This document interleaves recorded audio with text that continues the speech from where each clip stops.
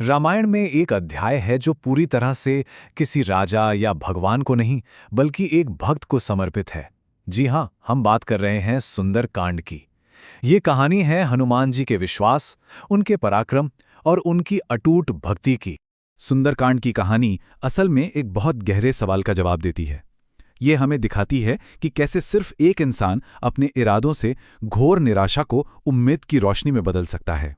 तो चलिए कहानी की शुरुआत करते हैं एक ऐसे मोड़ से जहां उम्मीद लगभग दम तोड़ चुकी थी और चारों तरफ बस निराशा का सन्नाटा पसरा हुआ था।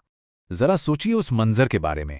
एक तरफ पूरी की पूरी वानर सेना और दूसरी तरफ 100 योजन का विशाल अथाह समंदर। सब के सब किनारे पर खड़े हैं, पूरी तरह से हताश, बेबस।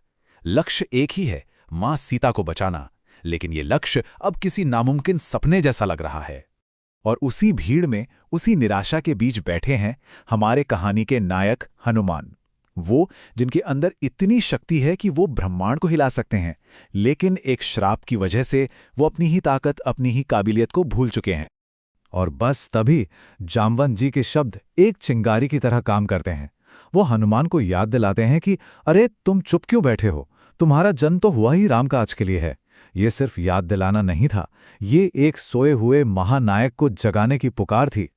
और बस इसी एक पुकार के साथ शुरू होती है विश्वास की वो उड़ान जो नामुमकिन को मुमकिन बनाने वाली थी। जैसे ही हनुमान को अपना असली मकसद याद आता है, उनका सारा संकोच, सारा शक पल भर में गायब हो जाता है। वो अपने विराट रूप में आते हैं, एक विशाल पर्वत की तरह जो मानो आसमान छूने को तैयार हो। उनका सुनहरा शरीर ऐसे दमक रहा था मानो कोई दूसरा पर्वतों का राजा ही खड़ा हो। ये सिर्फ शारीरिक शक्ति नहीं थी, ये दिव्यता थी जो अब पूरी तरह से प्रभु राम के काम के लिए जाग चुकी थी। और फिर वो छलांग लगाते हैं। ये सिर्फ एक शरीर की छलांग नहीं थी, ये डर के समंदर को पार करने की छलांग थी, ये शक को पीछे छोड़ने की छलांग थी, ये विश्वास की एक महाछलांग थी। लेकिन लंका पहुंचना तो बस शुरुआत थी। अब हनुमान को राक्षसों की नगरी के अंदर कई मुश्किल परीक्षाओं का सामना करना था। देखिए, लंका में घुसते ही एक के बाद एक 3 बड़ी चुनौतियां सामने आईं। पहली, समुद्र राक्षसी सुरसा, जिसे उन्होंने अपनी बुद्धि से हराया। फिर आई वो राक्षसी जो परछाई पकड़कर शिकार करती थी, उसे अपनी चालाकी से मात दी। और आखिर में लंका की रखवाली करने वाली लंकीनी, उसे तो अपनी शक्ति के बस एक ही वार में ढेर कर दिया।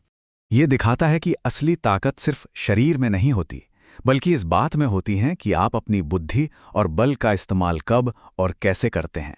अब हम कहानी के उस हिस्से पर पहुंचते हैं जिसे सुंदरकांड का दिल कहा जा सकता है। हनुमान और सीता जी का वो मार्मिक मिलन। अशोक वाटिका का खूबसूरत माहौल, लेकिन उस माहौल में राक्षसनियों का पहरा और उनके बीच बैठी सीता जी जो अब लगभग हर उम्मीद खो चुकी थी। उनका अकेलापन, उनका दर्द असहनीय था। हनुमान का वहां पहुंचना सिर्फ एक दूत का आना नहीं था, ये तो जैसे निराशा के अंत का ऐलान था। जहां पहले सिर्फ दुख और अकेलापन था, वहां अब उम्मीद, शक्ति और जुड़ाव महसूस होने लगा। ये सीता जी के लिए एक नई सुबह की तरह था। और फिर वो श्रीराम की दी हुई अंगूठी दिखाते हैं। वो अंगूठी सिर्फ सोने का एक टुकड़ा नहीं थी, वो श्रीराम का वचन थी, उनके आने का पक्का सबूत थी। बस उस एक निशानी ने सीता जी के टूटे हुए विश्वास को फिर से जोड़ दिया। अब बढ़ते हैं कहानी के उस हिस्से की तरफ जहां हनुमान सिर्फ दूत नहीं रहते, बल्कि रावण को एक बहुत साफ संदेश भी देते हैं। लंका से निकलने से पहले हनुमान एक बहुत साहसी फैसला लेते हैं। वो जानबूझकर खुद को पकड़वा लेते हैं ताकि वो रावण की आंखों में आंखें डालकर उसे चुनौती दे सके। ये उनकी रणनीति का हिस्सा था। रावण के दरबार में पहुंचते ही सब कुछ बहुत तेजी से होता है। हनुमान चेतावनी देते हैं।